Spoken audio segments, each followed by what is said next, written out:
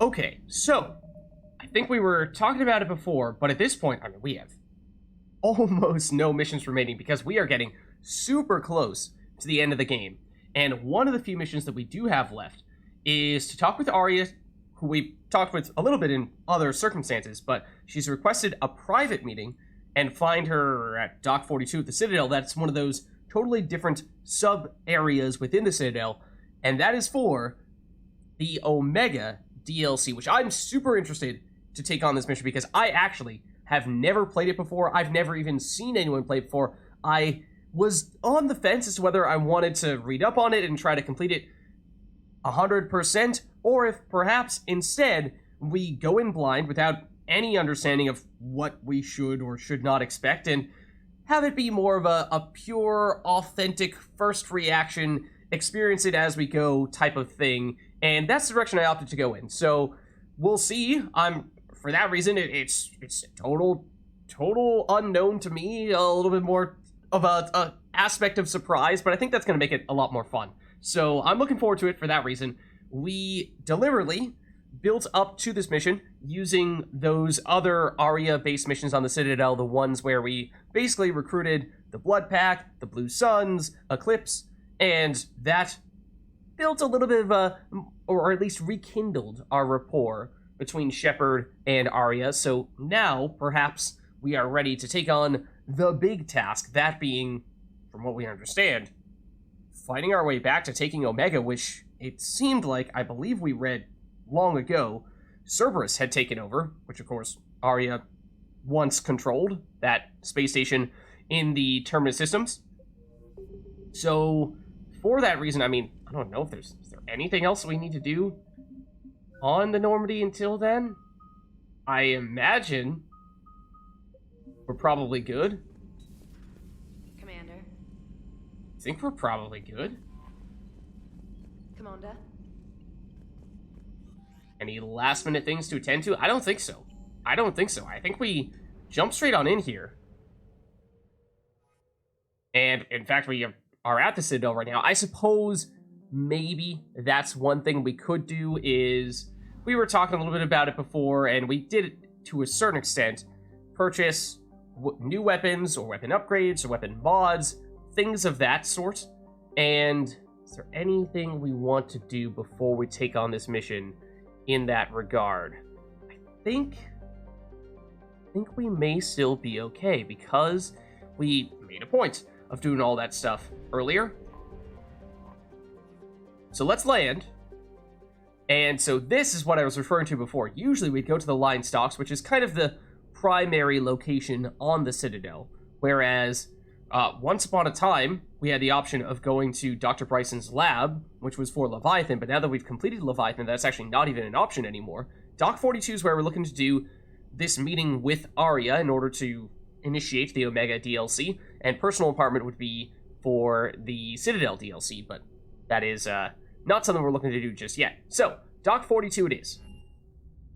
And from here on out, I have no idea what's going to happen. Are you Bray? The great Commander Shepard. That meeting without my autograph book. Save it. Just take me to Arya. Follow me. So I think we heard this is supposed to be some kind of secret location, secret base that Arya has on the Citadel? So where is she? Is this a trap?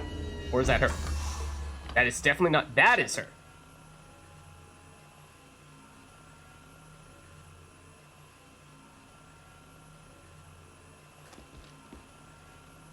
Arya. How dramatic. There are too many eyes and ears in Purgatory.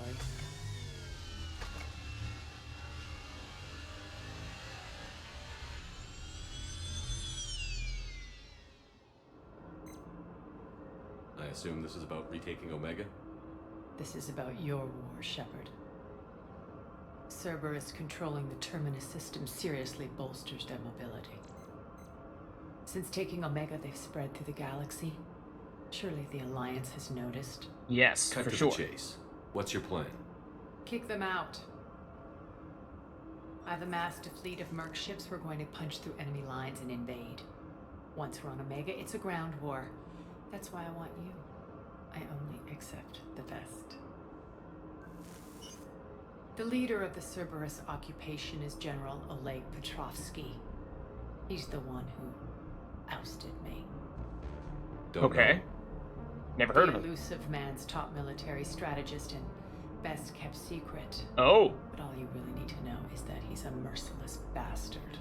Okay, so one of the reasons why we decided to take on the Omega DLC now, when oftentimes this is one of the first ones, at least from what I understand, that other people will choose to do in their Mass Effect 3 playthroughs, is because, I mean, there's from the ashes to get Javik, which generally, that's the first thing you're doing.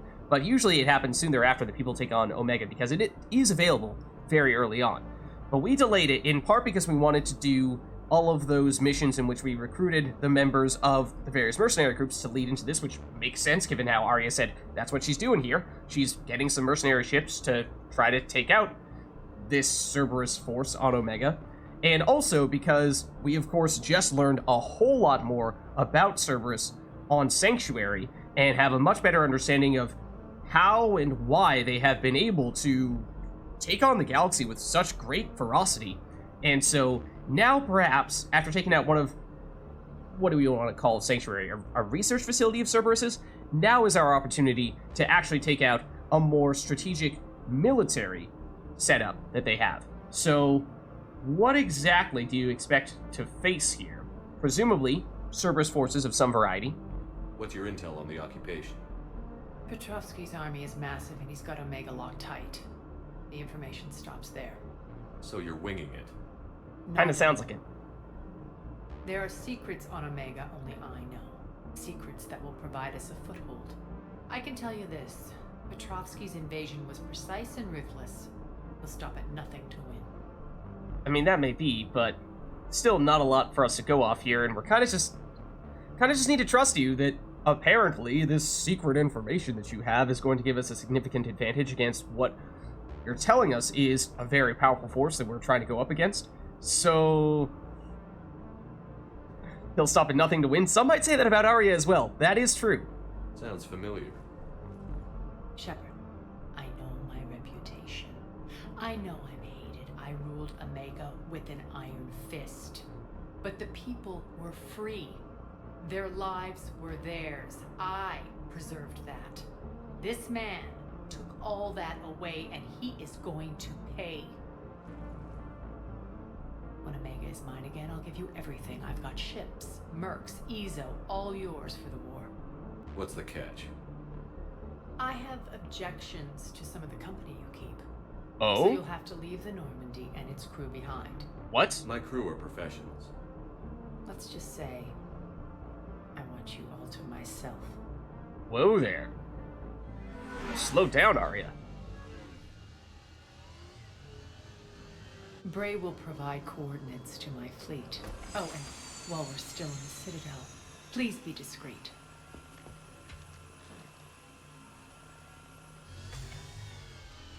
The fleet is hidden in this system. Signal me when you're on your way. Arya and I will meet you on the command ship. Can't wait to see what all the fuss is about.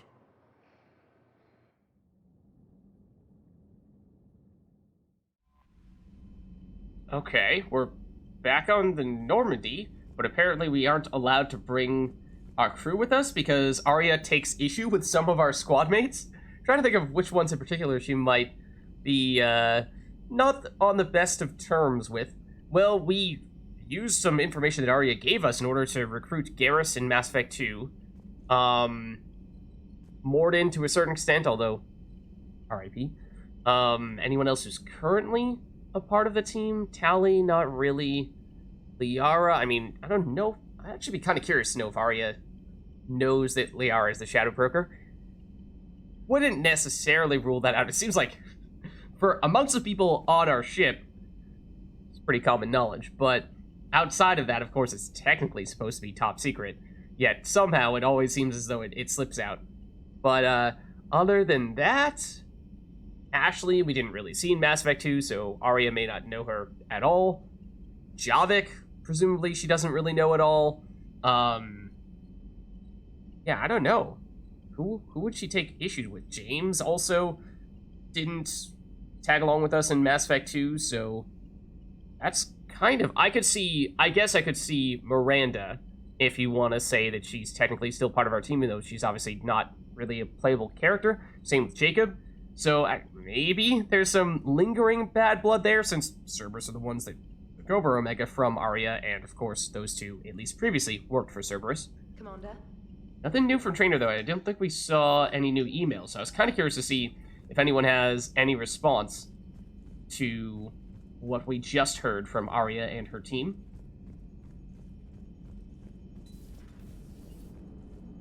But maybe we haven't done enough Commander? yet for that to be the case. I would like a moment to myself, Shepard. I am examining human literature. What? Really? Hello, Shepard. Okay. Don't think we've heard that one before.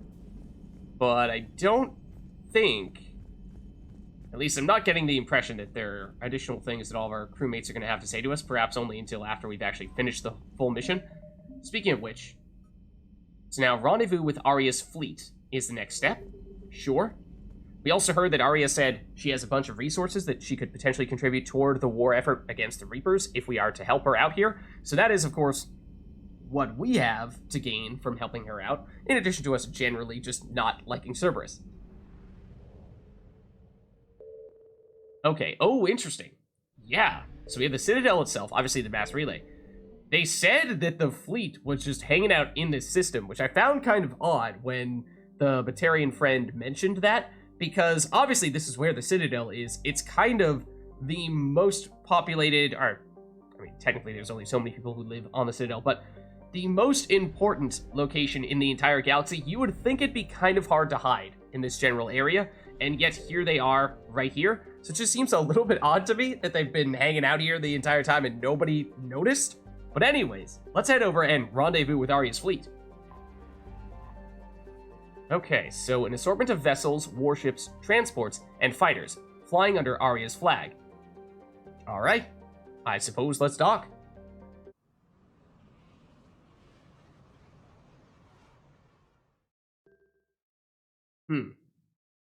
Okay, so in terms of our setup here, actually, what did we pick up sniper-wise recently? Oh, is this because we recently purchased the Crise? Yeah, that's why. So, I'm not sure if we've read up on this yet, but this Turian anti-material rifle is modified, we probably did when we purchased it, right?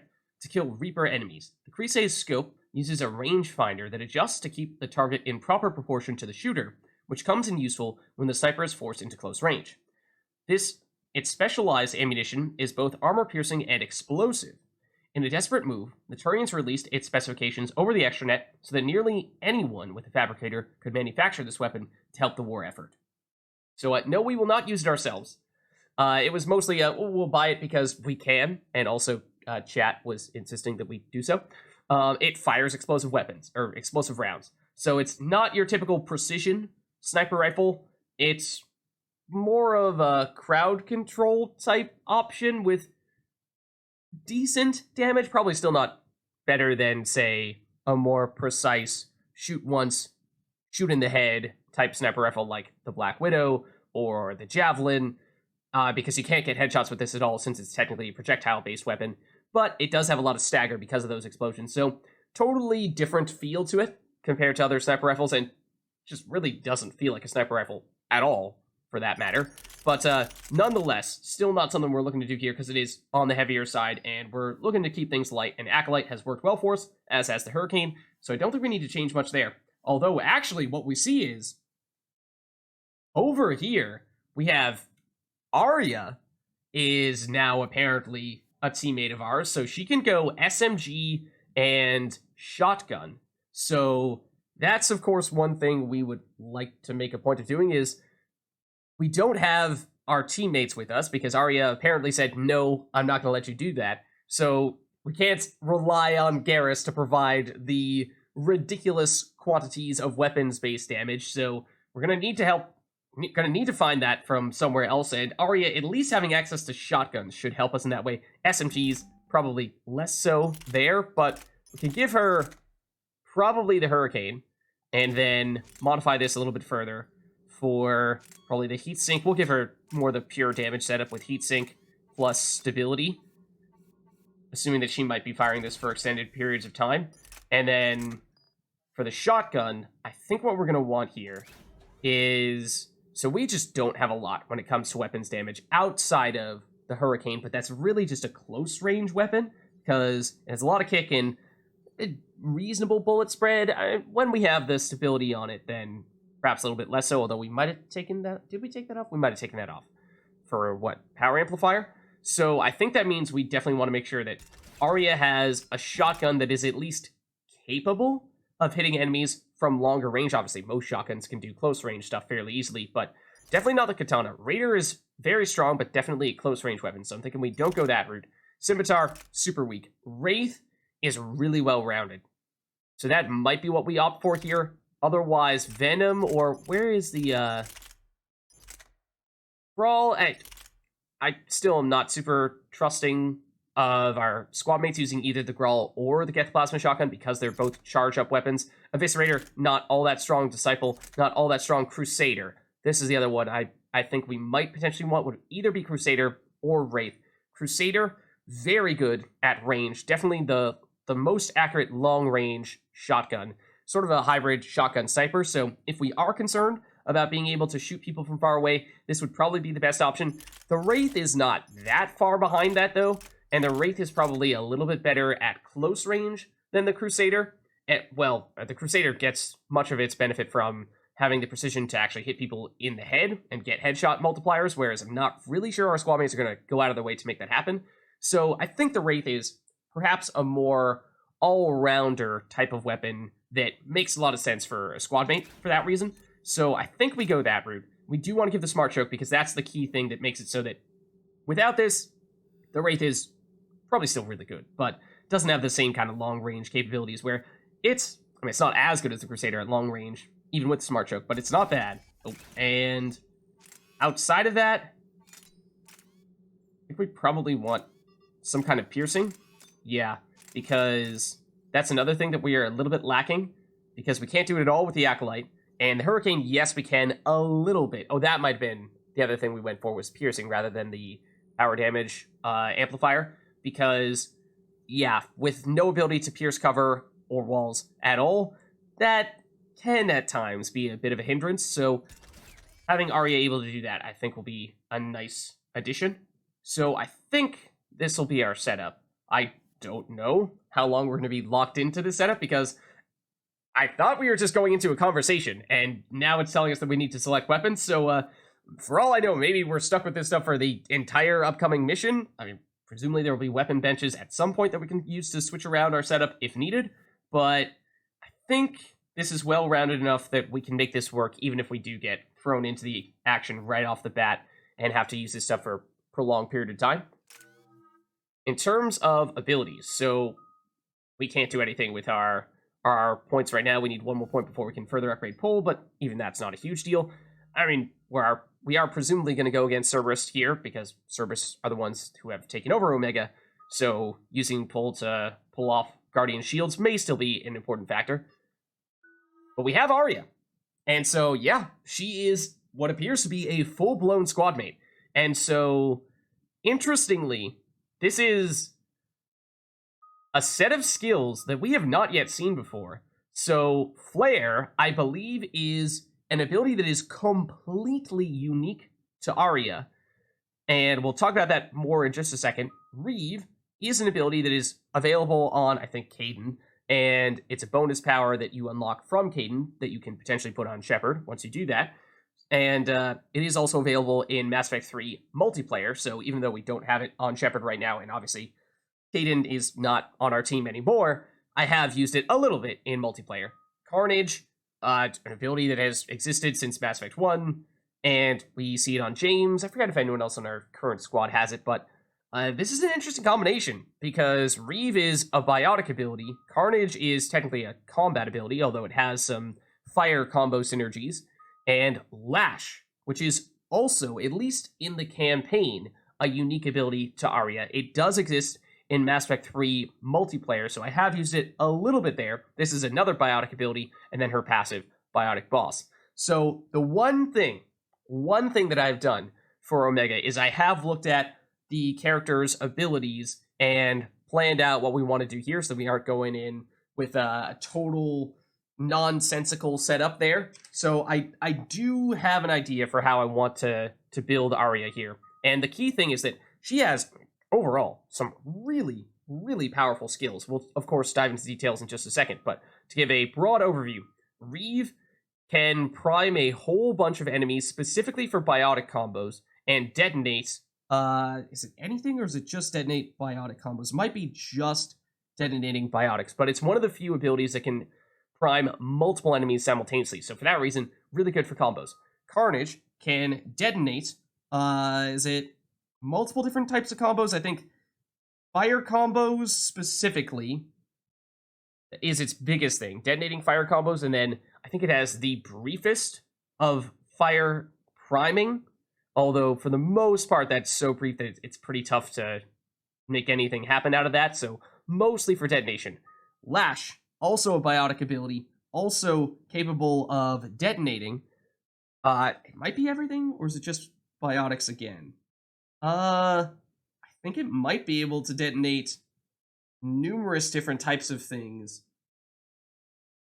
I think maybe not fire, but other than that, it might be able to detonate everything, or at least tech and biotic combos. And then, as we'll talk about in just a second, it does potentially lift enemies into the air, and while they are lifted, can prime for biotic combos. So if you're hearing a bit of a common theme here, it's all about the combos. Everything can either prime, detonate, or both with Arya. And Flare, which we've not yet talked about, at least not in greater detail, is a super powerful biotic ability that I believe just detonates. Can it detonate anything? It might detonate anything. No, I think it might only detonate biotics. Yeah, so that's one of the tricky things with Arya, is that she has lots of things that can either prime or detonate specific types of combos. However, it does take a little bit of reading up, practice, knowledge, whatever you want to call it, in order to better understand, okay, well, yes, you can prime and detonate some things, but in what order, in what circumstances, all that type of stuff. So that's going to be the key for us with Arya. Now, of course, we can also prime all day for biotics and detonate all day for biotics. And Warp that we have on Shepard is a universal detonator, can detonate any type of combo, so that's going to work really well with Arya. But as for how we're planning to build her, let's maybe just start with her passive, because that's certainly the most straightforward. So for her, she actually starts with 600 health and 600 barriers, which I think is a little bit better than what we tend to see with other squad mates. So she's a little bit tankier, which is good, because we are not really looking to be right out in the middle of the action, even if we do have the defense matrix to make us a little bit tankier. So for her, I think for our passives, we can get health, shields, power damage. Obviously, we're going to take that.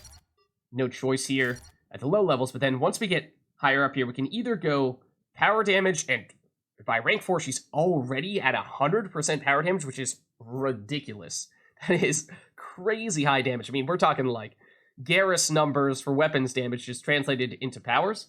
So that's certainly intriguing. Alternatively, it's more health and more shields. As we were saying, yes, we don't have a lot of durability ourselves, so it's a little bit tempting for that reason to have Arya be someone who can take some of those hits, but I think in this case, offense may be our best defense. So let's go for the power damage. That's just too big of a number to pass up on. Then we have weapons damage, which another thing we were saying is one of our weaknesses is we, at least at the moment, are not carrying any really big, heavy, powerful weapons because we're mostly just using them to set ourselves up for biotic combos. And then, alternatively, more power damage. So that's also really, really tempting. And I think we probably go that route, because 140% damage is insane. Then, squad durability. Increase the entire squad's health and shield bonuses by 20%. That's pretty nice. Now, for some other characters that have had squad-based abilities that has at times been bugged, or at least been somewhat inconsistent as to when and where it does technically apply, and I don't think I heard anything about to what extent that may or may not be the case on Arya, but I mean, if it does work, then getting 20% extra survivability is quite nice. So that is tempting. Alternatively, increase health and shields bonus of specifically Arya by 40%. So to be a little bit selfish with Arya, or, well, I guess we're not playing as Arya directly. So maybe this is the selfish one, buffing Shepard, whereas this is the more team-based one, making Arya a stronger option. I think we probably try going for the team-based setup there. So that looks really good. Tons, I mean tons of power damage here, and even health and shields to a certain extent. Okay, it does still update this for Arya as well. So yeah, what does that put her at? Almost 1,000. Almost 1,000. So yeah, that's quite considerable. I mean, if we compare that to Shepard, Shepard is at 1,000 apiece, so basically the same amount. And Shepard, of course, has a whole bunch, actually more skill points than squad mates. Then we have Lash. So let's talk a little bit more about it. Lash onto enemies with a biotic lash to rip them off their feet, dealing moderate damage. It's kind of like a mixture between Singularity and Throw, in that it can prime enemies because it lifts them up into the air biotically, and rather than throwing them away from us, it pulls them toward us. So yeah, it's actually kind of like Pull in Mass Effect 2, I guess you could say. And so it does actually come with a fair bit of damage. I'm curious to see, I imagine this has got to be updated already based on the passives that we've allocated, because 405 damage on level 1 would be insane. So that has to be updated, since we've taken over 100% increased damage on our passives. But anyways, so this is going to be really useful for, I think it's probably going to be her best crowd control option. So, I mean, that, and it can both detonate and it can prime, for biotics at least. It primes biotically, and I think it detonates biotics and tech, we were saying. And so, take the damage. I think we're probably going to take this all the way. It is probably her most reliable skill. The recharge speed is a little bit concerning here. It's 9.6 seconds. We'd certainly like that to be faster. Then we can go damage, or we can go detonate. And of course, damage means the base damage on the ability, whereas detonate is specifically for biotic combos. This does not affect the amount of additional damage you get from the biotic combos. So this is technically more damage as long as you're doing combos. And so I think probably going to prefer to do that then, as long as we're mindful of when and where we're using this ability to set off as many combos as possible. Then we have either recharge speed, 35% to get it from 9.6 seconds down to 7.5 seconds. That makes me feel certainly a bit better about how long this is going to take us to pull this off, because this, again, is going to be a skill that we're going to want to spam pretty regularly, versus damage over time, do 100% additional damage over 10 seconds. I mean, we have decent damage here, so it's certainly something, but I still think we may opt for the recharge speed here, just so that we are getting this lash happening as often as possible, because it is going to be one of our keys to set up all these combos and detonate all these combos. So you could justify either one, but I think we go for the recharge speed here. Also worth noting that the damage may be 435, which is pretty solid base amount of damage. We haven't gotten that much additional damage directly from here, but the force at 1,560 newtons is ridiculously high. That is insanely high. And that affects the amount of damage that enemies take when they get thrown into obstacles, or in this case, more like pulled into obstacles. So the upfront damage is one thing, but the collision damage at the end of the ability may, in fact, be much larger. Not to mention, you can actually, at times, pull enemies, at least in multiplayer, outside the bounds of the arena. Not sure if that's going to happen here in the campaign. But it also affects how easily enemies get staggered. So I think, at least in multiplayer, 1,000 newtons is a pretty important threshold for determining whether or not an enemy will get staggered. So having well over 1,000 newtons worth of force is very, very high. The one thing worth noting, though, with the actual pull effect of the lash is that I believe it does not work on armored enemies. But if we look here at rank 6, we can go fast recharge, give the power a 35% chance of not causing a cooldown. If we're talking about trying to spam this ability as much as possible, then that's certainly an option. Increase the time that lifted targets can be detonated by 100%. So yeah, this is all about the combos here. The alternative is shield penetration. Penetrate through shields and barriers, lifting any target without armor, but with reduced force. This, I think, is probably going to be necessary, though. This is pretty crucial for this skill, because the general weakness of biotics is that many of them either don't work or have significantly weaker effects when we're targeting enemies that have shields. And since we are a biotic-based character, Arya is at least in large part biotically based with her powers. Having a skill that can reliably deal with shielded enemies, especially if we're going against primarily Cerberus, who have a bunch of shields, this will be crucially important. So I think we do need to go this route. Even if this sounds tempting, we would love if we could somehow get the fast recharge elsewhere. Maybe, maybe pass on the just 20% damage here, but of course we can't do it that way. So yeah, we're gonna go shield penetration for that reason, because otherwise we're gonna have a fair bit of trouble against shielded enemies, I think. Then Carnage. So Carnage, rip a target into shreds with this vicious blast. We have James, who has this ability. We haven't used James all that much, so we really haven't seen it much in Mass Effect 3. Major collateral damage to enemies nearby, effective against armor.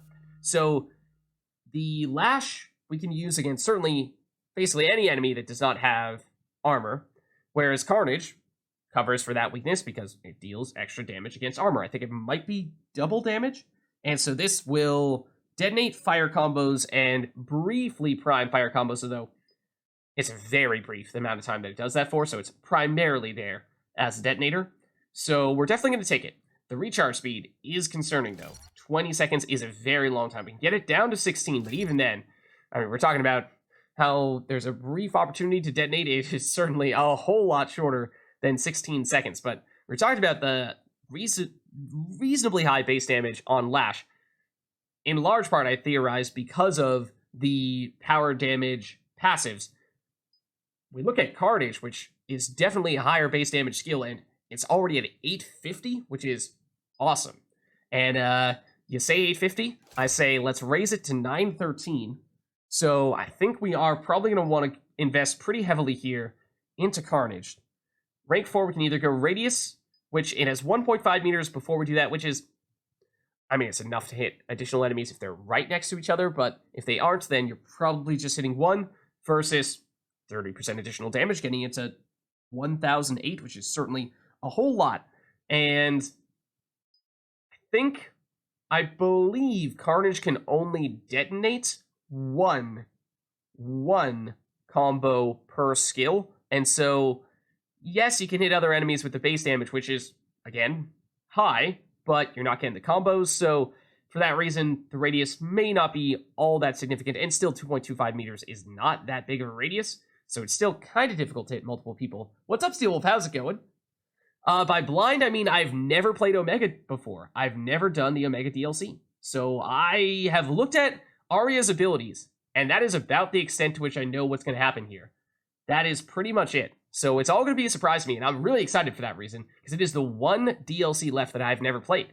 So it's brand new to me. I think we take the damage here, is what I'm getting at, though, because I think the radius is just not going to make a huge difference. Then we can incapacitate, knocking enemies down, giving us a little bit of crowd control from Carnage, but I think for the most part, we have other means to do that, so that may not be super interesting to us with other abilities that both Arya has and that Shepard has. Or we can do the recharge speed. As we were saying, if we're looking to use these skills for combos, then I think having better recharge times is going to be pretty darn important. 16 seconds is quite hard to make that work for combos. 12.5, still certainly very long when compared to Shepard's abilities, but much better than what we were looking at before. Then we can go armor damage 65%. That is pretty huge, or just generic damage across the board.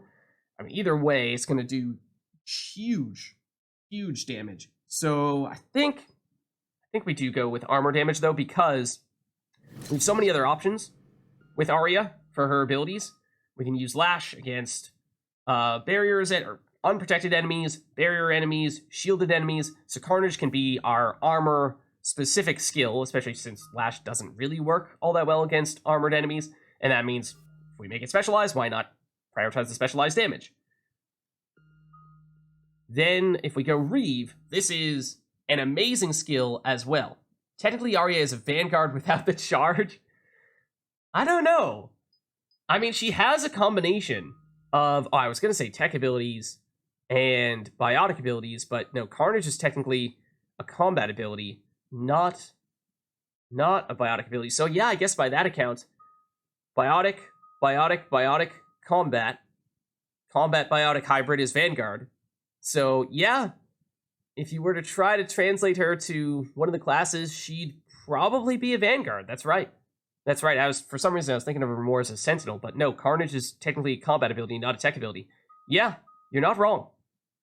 Then we have Reeve. As I was saying, this is a super powerful skill that unfortunately we do not have access to because we may or may not have sacrificed Caden back in Mass Effect 1. Despite this being one of, if not arguably, the best priming biotic ability, because it is one of the few, or at least one of the best abilities, at priming multiple enemies simultaneously. To drain a target's health and disrupt their resistances, receiving increased damage protection while this power is in effect, effective against barriers and armor. So this is a skill that we spammed the heck out of in Mass Effect 2, but we really have not seen at all in Mass Effect 3, but it is still quite strong. The direct damage, not so great. It is damage per second, so it's dot rather than upfront damage. Recharge speed still a little bit slow, but hopefully we'll get the chance to upgrade that a little bit here. 12.8 is starting to get within the range of, okay, that's acceptable. And so it lasts for 4 seconds. We can increase that to 5.4 seconds. I do believe the damage stacks between different rounds of Reeve. Now, it's not really going to matter with Arya because her Reeve lasts 5.4 seconds and the recharge speed is 12.8 seconds, so it's not like she's going to be able to chain multiple Reeves together and have multiple Reeves simultaneously on the same enemy. That is theoretically possible if your Reeve duration / recharge time is good enough. Just, that's not the case here. But if, say, you were running a Shepard that also had Reeve, then that is something to consider.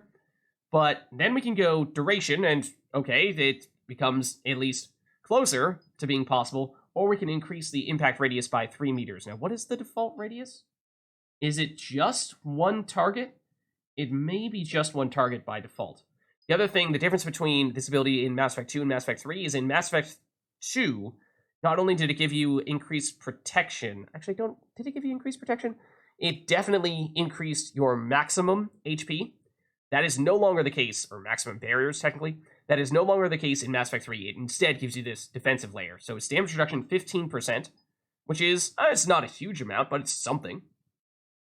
So yeah, then we can go duration, or we can go radius here. So the duration, obviously, in total, means a single Reeve will deal more damage, whereas radius, I don't think it has a radius by default, but as I was saying, the key strength of Reeve is that it can prime multiple enemies if you take this radius upgrade, so that is going to definitely be the direction we want to go in. Then for rank 5, we can either go damage protection and make Arya tankier, or we can go with increasing the recharge speed. Now, if we'd done recharge speed plus the duration there, I still think we wouldn't quite have been able to actually have numerous Reeves on simultaneously, but 10-second recharge, I do certainly feel much better about that at that point, so I'm leaning toward that. I think that's probably the way we'll want to go here. And then we can, in terms of rank 6, increase the effectiveness against armor and barriers by 75%. Now, the damage is still pretty lackluster. I mean, it's 189 damage per second over the course of 5 seconds, or a little over 5 seconds, so it's a little shy, probably, of 1,000 damage, and we were looking at Carnage before, which, at least against armor, is, I mean, even against just a neutral health-based enemy, is a little over 1,000, so Carnage has a little more damage and it's instantaneous, whereas Reeve over the full duration is still slightly less. However, we can increase the damage against armor and barriers. Now, Carnage is our dedicated armor ability, or at least our best armor ability, so probably like to keep it that way. Whereas barriers, we don't yet have a great skill for that. Technically, Lash can still hit enemies that do have barriers, but I think it does so at decreased effectiveness. So this can basically be our barrier skill. So we have Reeve for barriers, Carnage for armor, and Lash for shields. Makes Arya super versatile. Alternatively, it could have been even more damage, duration, and protection. So yeah, if we had done all the duration stuff and all the cooldown stuff, we probably could have gotten the duration long enough to make it so that Arya theoretically could get a second Reeve off before the first Reeve expired, but I mean, it's a brief moment in which the Reeve damage will stack, and as we were saying, in terms of pure damage, it's not really Reeve's strength. It's more so that it is a great setup skill for priming a bunch of people for biotic explosions. Lastly, we have Flare, And this is, as I said, the totally unique ability that isn't even available in Mass Effect 3 multiplayer. So Flare, focus and expend all biotic energy to unleash a huge flare that throws enemies within its range, causing massive damage. So you'll notice that I spent a whole bunch of points on all these skills and don't have very many points remaining here for Flare. And the primary reason for that is because you look at the recharge time. 30 seconds, which is insanely long. So long that you use this skill, I mean, by the time it's off cooldown, battle might be over already. But the damage is absolutely ginormous to make up for that. At 1,080 damage, that is, I think, just about the same amount, perhaps even a little bit higher than the amount of damage that we saw from a fully upgraded Carnage, and this is just rank 1, then the Force is comparatively quite low. At least it's proportionally much more weighted toward the damage than it is the Force, whereas Lash is sort of the other way around. Lower damage, higher Force. The radius at 6 meters is quite big as well, though, so it's almost like a grenade. It's just that when you use this, all of your other abilities are on cooldown, so it is a little painful for that reason. Now, rank 2, we can at least get it down to 24 seconds, but we're still talking 24 seconds, which is still incredibly long. So if we do get another level, we may be able to get up here to damage and force and get over 1,100 and a little more force on it as well. So, I mean, in a pinch, we can deal a whole lot of damage with it. So it's an option, but I think for the most part, we are not going to be using Flare all that much. I'm intrigued because I've never used it, because, again, I've never played Omega before, and it's not available in Mass Effect 3 multiplayer, but still, I think for the most part, it takes a whole lot to make this work, because the cooldown is so long. So with that being said, we've spent, functionally, all of Arya's points, and all of Shepard's, so I think we're good to go. We're outshipped 4-1, and most of our vessels are transports with limited firepower. We're not here to win a space battle, Jarl. We just have to punch through their line. So you've commandeered a Cerberus cruiser. The guest of honor has arrived. We can finally start. Let me guess. You're planning on infiltrating the enemy fleet. Exactly. We position ourselves to strike a crippling blow, then my forces join the fun. That does sound very high risk, high reward. A lot could go wrong. The assault's been planned for weeks, Shepard. For now, just sit back. Let me steer. Not the best start to our partnership, Arya. How things begin isn't nearly as important as how they end. Bray, move through the relay. Signal the fleet to wait. They only follow on my command.